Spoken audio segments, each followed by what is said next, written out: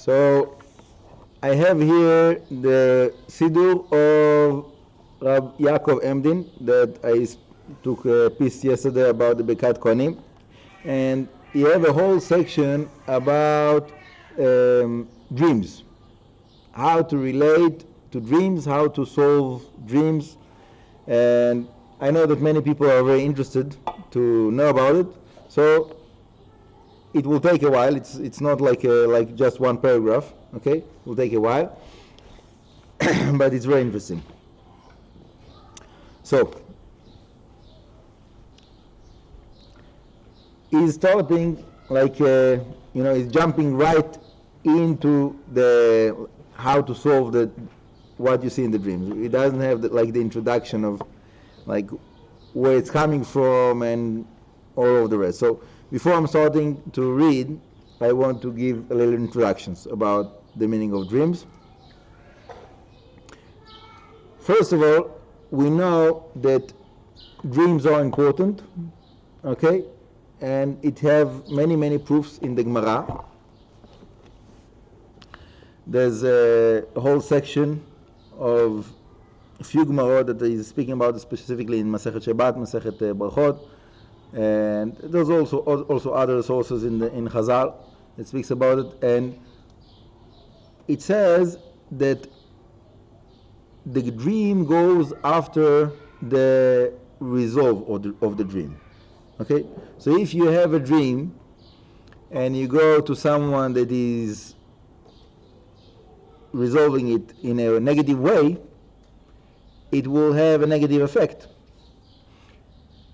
So that's why the custom in the Jewish world is not to say your dream to anyone that you suspect that might give it a negative connotation.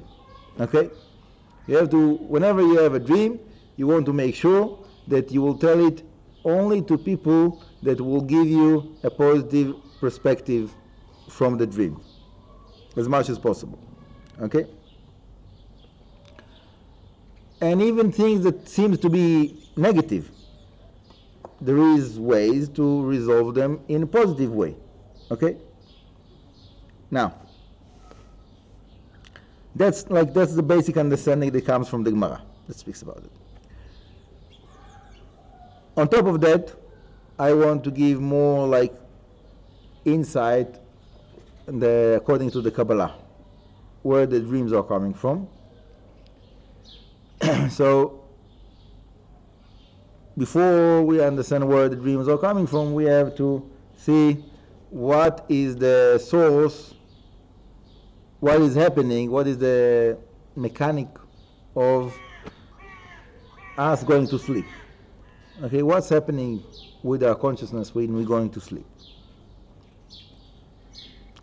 So it says in Chazal that our neshama goes to the upper realms when we sleep. Okay, basically the same thing that we want to have in meditation happens naturally when we're going to sleep. The difference is that when we're going to sleep, we don't have so much control over it. It just happens, right? In a certain way, we can say that when you're going to sleep, it's like you're sending an arrow. Yeah. So you have you have the possibility of controlling where you're sending the arrow in the way that you're going to sleep. Meaning, when someone is going to sleep and is doing the right preparations, that Kriyat Shema Lamita, learning, going to sleep in as much as possible pure, holy way, so then is sending the arrow of his consciousness to the upper realms in the right direction. So it will go to the right places, holy places. And then the result will be that the dreams will be more significant, more truthful, more beneficial for his life. Someone that is doing things that are not so proper before he's going to sleep, so it's basically like aiming the arrow to the wrong direction and sending his consciousness to places he doesn't want to be in. And that's like the basic understanding. Obviously, there is like sometimes people that are not doing preparation and they have significant dreams, and there is people that are doing preparation and they have terrible dreams. Okay, it's not 100% certainty, but it's definitely very, very significant. Okay? Now,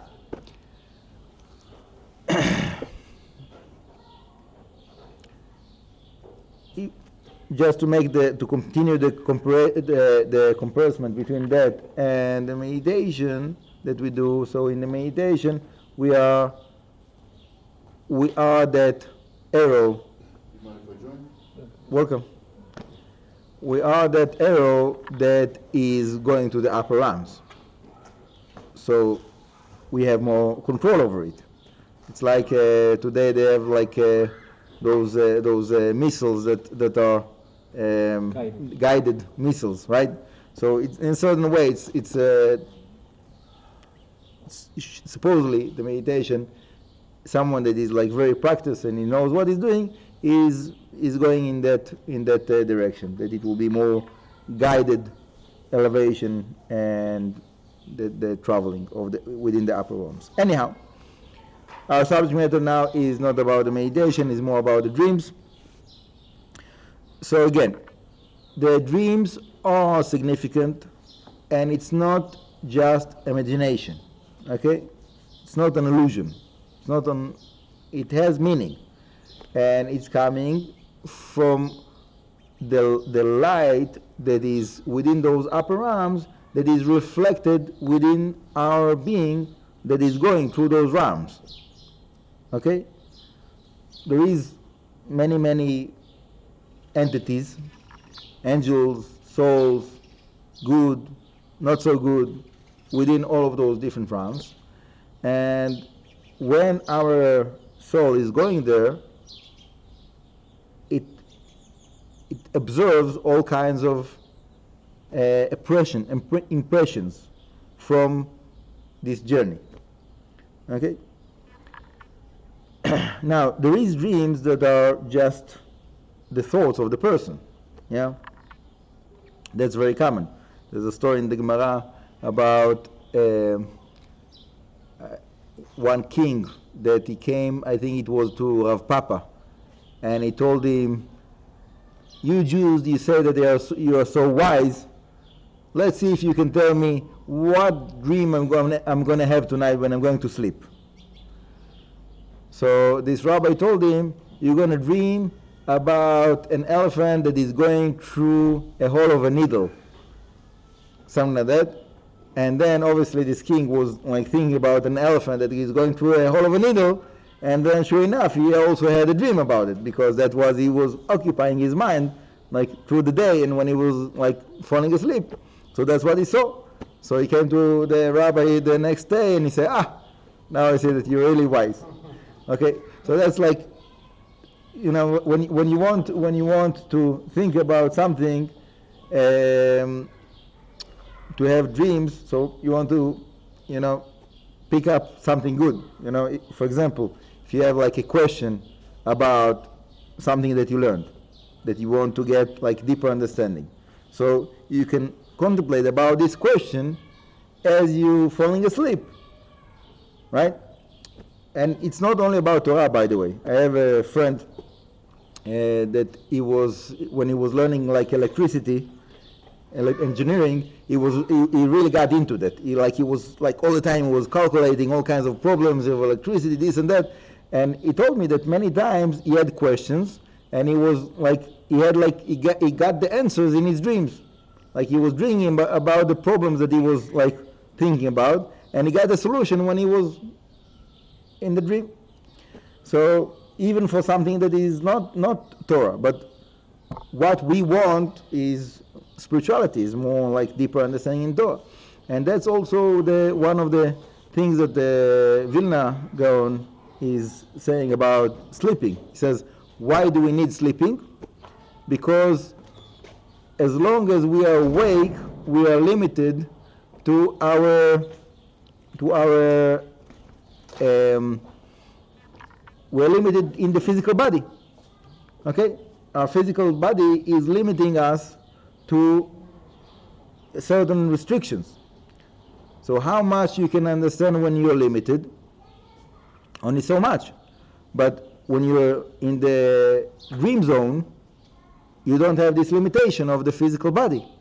So the understanding of the Torah is much greater, supposedly. Okay? In other words, big people, the big tzaddikim, when they were going to sleep, they were keep on learning. It's part of learning. It's another section of the learning. So whatever they were learning along the day, that was like, the food that they are carrying with them, and then we're going to sleep. They're going to a journey with all of this backpack of Torah, and then from that they can grow and they can get higher understanding that is not limited to their physical existence. So, going back to the Siddur of Rabbi Yaakov Emden, we'll read a few points here, okay, and B'ezrat Hashem to be continued, בלי נדר. הרואה שעומד על ההר או עולה להר. Somebody that you have a dream that is standing on the top of a mountain or is going up a mountain, יעלה לגדולה. It's a sign for him that he's going to go to a גדולה. It means like to be a leader or to be successful or something like to be more greatness. אם ירד ממנו, רע לו. To come down from the mountain can be negative. הרואה שההר מזדעזע, רעה תבוא לו באותה שנה. Somebody that is on a mountain and there's like an earthquake in the dream, so that's like something negative that is coming in the same year. Okay? So, I want to take that as an example of, we just said we want to resolve dreams in a positive way. So how can we take something that it says that is negative and to resolve it in a positive way? Okay? So,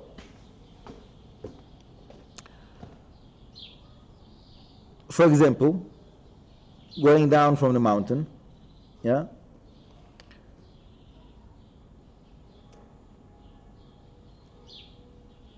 I'll tell you a story about it. Okay? A real story. There was a rabbi that he had very spiritual life, and he was not really relating to his family. And he went to one of the rabbis that I know that is also giving treatments of Chinese acupuncture. And after a few sessions, so this rabbi that was like very, very like high spiritually, he told the rabbi that gave him the treatments, "You ruined my spiritual life. I all like down to earth now. You pulled me down." But the family of this person was very grateful because they had a father in the house now. He was relating to them, what was not there before.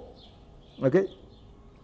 So that is example for me of like going down from the mountain that have the positive connection, have the positive result, right? And many other cases that we can speak about, people that like they had a successful business and then it became not so successful, so they had like free time, so then they dedicated their time to learn Torah. Something that I know many people that's what happened to them. And so on and so forth, all kinds of things like that. So even though coming down from a mountain or to be in the mountain and to have an earthquake in the dream is in the direction of negativity, but that negativity is a certain perspective of whatever happened. But the result of that negativity in the long run might very well to turn to something positive. Yeah, but Emdin is Rachamim too. I mean, that's what I'm saying. So I'm taking that as an example, okay? That whenever there is something like that in a dream, that it has a negative perspective, a negative connotation. So if you're going to the right person that will resolve the dream, he will explain to you how this negative thing is going to be positive for you. Okay? And this is a very crucial point, because just to say that something bad is going to come to you in this year and to leave you with that, it's not a nice thing. That's not what you want to hear when you are going to someone that is resolving dreams. Okay? So that's my point. That there is the starting point of how to resolve a dream, and there is like the continuation of how to bring it to positive result. Okay? And a guy like that in the Gemara, right? Who every dream that the rabbi brought to him, he would give a bad interpretation, and he did this for years. That's what I'm saying. Yeah, that's what I said in the introduction. That there was people that they went to the wrong people, that they gave them like wrong perceptions, and then all kinds of negative things happened to them. So, B'ezrat Hashem, I wish good dreams to everybody, and I just want to finish with like one little tip. Someone that he was complaining to me a couple of weeks ago that he was suffering from like negative dreams, and whatever, I don't want to discuss whatever the person was going through, but basically I gave him the advice of preparing a cup to wash his hands next to the bed before he's going to sleep. And also it's a good thing to do, to wash the hands right away when you wake up, before you're doing anything else. And it says in the Zohar not to like step on the floor before you're washing the hands. So like going to the sink and to wash the hands there, so like you don't have that quality. But besides that, it's also as like a way of making an act of purity, to prepare yourself for purity before you're going to sleep. Okay? The preparation of the cup of the water and a bowl, and to cover the water, all of that, you can do that with meditation of this, what we were speaking about, to prepare yourself to the dream, to sleep, and to go into the dream in this momentum of purity. Okay? And Baruch Hashem, this person told me that it was very good for him, and he didn't have those dreams that were bothering him. So it is a good advice, and I'm B'ezrat Hashem. Just one last little story for the end. There's one of the rabbis that I'm looking up to is the Hasidic rabbi of Munkach, Michat Eliezer. He wrote a very important book, Michat Eliezer, Munkach. So there's a story about him that one time he saw the person that was helping him, that this person went to sleep and he did not prepare a negavasa, like the cup with the water to wash his hands in the morning. And the rabbi himself prepared the cup for him, that he will have a cup to wash his hands when he wakes up. Because this rabbi, he felt that it's so important. So like, even though it should be the other way around, but he told him, like, I just want to show you how important it is. So from now, you will not forget it ever in your life again.